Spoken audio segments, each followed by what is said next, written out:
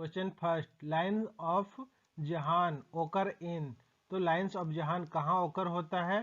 तो इसके option number first है कोरेलाइन, थ्रोम्बस, सेकेंड है एम्बोलुस, थर्ड इन्फेक्ट एंड फोर्थ है पोस्टमार्टम क्लोट। जी हाँ दोस्तों, तो आपके पास 10 सेकंड का टाइम है, आप इसका करेक्ट आंसर दे सकते हैं नीचे कमेंट्स पे।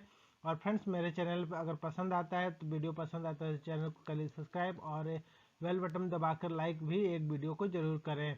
तो फ्रेंड्स, इसका जो करेक्ट आंसर होता है वह होता है कोरेलाइन थ्रोम्बस। तो जो जहान की रेखाएं होती है वो क्या होती है? तो ये एक थ्रोम्बी का एक विशेष रूप होता है जो हृदय या धमनी में बनने पे दिखाई देते हैं। आप यहाँ फिगर में देख रहे हैं, तो इसमें आपको दिखेगा ये फाइब्रिन और प्लेटलेट की मिश्रित परतें होती हैं जो आरबीसी की हल्की व गहरी परतें दिखाई देती हैं। अब बात करते हैं फ्रेंड्स हम यहाँ इम्बोलस। तो इम्बोलस क्या होता है? तो इम्बोलस जो होता है वह एक द्रव होता है जो रक्त प्रवाह में रुकावट पैदा करता है और इससे जो रुकावट प्रवाह करता है उसे इम्बोलिज्म कहलाता है। अब बात करते हैं इन्फेक्ट का।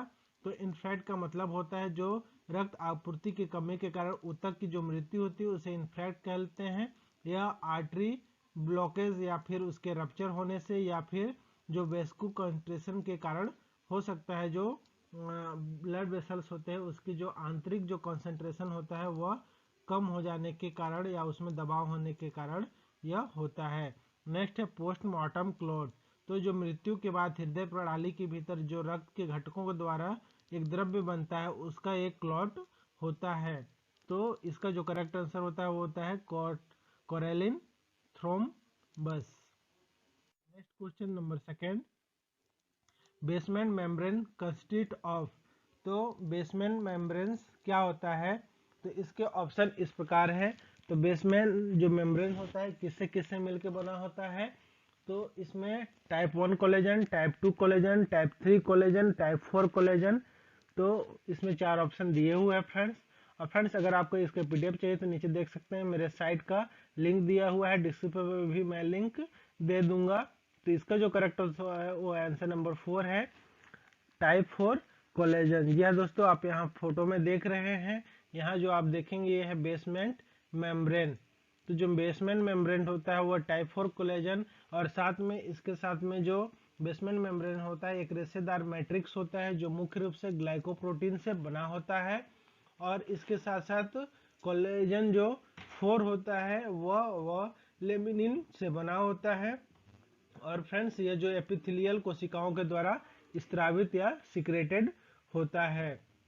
और जो हमारा टाइप फर्स्ट कोलेजन होता है फ्रेंड्स वह प्रचुर मात्रा में त्वचा हड्डी के ऊतकों सहित संयोजी ऊतकों में अधिक मात्रा में प्राप्त होता है। वहीं जो टाइप 2 कोलेजन होता है, जो टाइप 2 कोलेजन होता है वह कार्टिलेज, न्यूक्लियस व आंख के जो हास्य कांच में पाया जाता है। एंड जो टाइप 3 कोलेजन होता है वह त्वचा, लंग्स, आंत की दीवार और जो ब्लड वेसल्स या रक्त वाहिकाएं होती हैं उसकी दीवारों पे यह पाई जाती हैं। चलिए अब नेक्स्ट क्वेश्चन की ओर बढ़ते हैं। क्वेश्चन नंबर थर्ड है tubercle bacilli is caseous lesion are best demonstrated in. तो ऑप्शन है, पहला ऑप्शन है कैसस सेंटर, सेकेंड है मार्जिन ऑफ नेक्रोसिस, थर्ड है with viable tissues, epithelioid cell and Langhans giant cells. तो इसका जो करेक्ट आंसर है फ्रेंड्स वह आंसर नंबर है answer number second, margin of necrosis with viable tissue. Next question number 4 है friends, transudate differ from एक्सयूडेड in having the following excepts. तो जो ट्रांसयूटेड किसके कारण एक्सयूटेड से अलग होता है सिवाय या एक्सेप्ट सिवाय के? तो फ्रेंड्स, ये दोनों में डिफरेंट होता है, क्यों? तो इसके ऑप्शन दिए हुए हैं। ऑप्शन नंबर फर्स्ट है नो इन्फ्लेमेटरी सेल्स, सेकेंड है low protein contents, low specific gravity and low glucose content. तो इसके जो करेक्ट आंसर फ्रेंड्स है वो करेक्ट आंसर आपको मिल जाता है आंसर नंबर 4 लो ग्लूकोज कंटेंट। जो ट्रांसयूडेड होता है वह एक्सयूडेड होता है, वो दोनों में जो अंतर का कारण होता है वह होते हैं no inflammatory cell, low protein content and low specific gravity. इन तीनों के कारण ये दोनों में डिफरेंशियल होता है, ना कि ग्लूकोज कंटेंट के। यहाँ एक्सेप्ट लिखा हुआ था फ्रेंड्स, तो आपको ध्यान रखना है।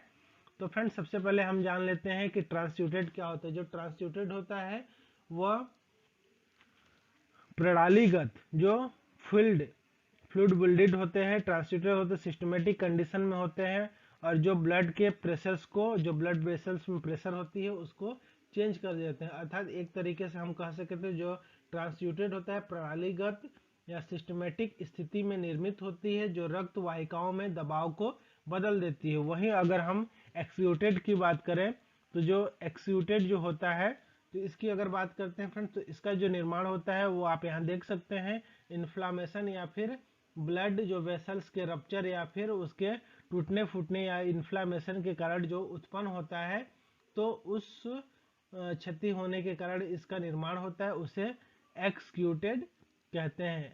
एक्सक्यूटेड इसी के कारण होता है। तो ये दोनों में जो डिफरेंशियल होता है वो लो ग्लूकोज कंटेंट्स के अलावा ये तीनों के कारण, क्योंकि देखिए जो ट्रांसल्यूटेड होता है उसमें इन्फ्लेमेटरी नहीं होती है, जबकि जो एक्सक्यूटेड होती है उसमें इन्फ्लेमेटरी होती है। लो प्रोटीन कंटेंट ट्रांसल्यूटेड में होता है, तो इसमें हाई प्रोटीन कंटेंट होते हैं। लो स्पेसिफिक ग्रेविटी इसमें पाया जाता है, किंतु इसमें लो स्पेसिफिक ग्रेविटी नहीं होता है।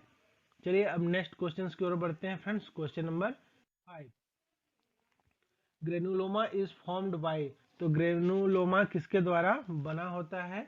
तो इसके ऑप्शन 4 हैं फ्रेंड्स। तो ग्रेनुलोमा कब बनती है?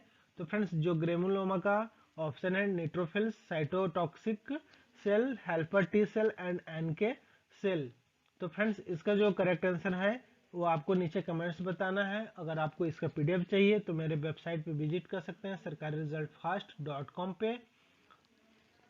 तो फ्रेंड्स इसका जो करेक्ट आंसर होता है वो होता है हेल्पर टी सेल। जी हाँ दोस्तों, जो हेल्पर टी सेल होते हैं वह नोड्स बनाते हैं। जो ग्रेनुलोमा होती है वह एक प्रकार का नोड्स बनते हैं जहाँ इन्फ्लामेशन या फिर चोट लगे रहते हैं, उस जगह पे ये होता है। जो ग्रेनुलोमा होती है इम्यून सेल्स जो सेल होते हैं उसके टकराव से यह निर्मित होती हैं, और साथ में जो संक्रमण वाले स्थानों के लिए जो छोटे छोटे नोडल्स भी बनाती हैं। और जो ग्रेनुलोमा होती है वह संक्रमण का एक क्षेत्र को चुनाव करती है ताकि संक्रमण को फैलने से रोका जा सके। तो इस तरीके से जो ग्रेनुलोमा होती है वह हेल्पर टी सेल, जिसको हम हेल्पर टी सेल के नाम से जाना जाता है या प्रतिरक्षी सेल के नाम से भी जानते हैं। तो फ्रेंड्स उम्मीद करता हूँ आज का हमारा वीडियो आपको पसंद आया होगा। तो चैनल को लीजिए subscribe. Thank you for watching, have a good day, जय हिंद।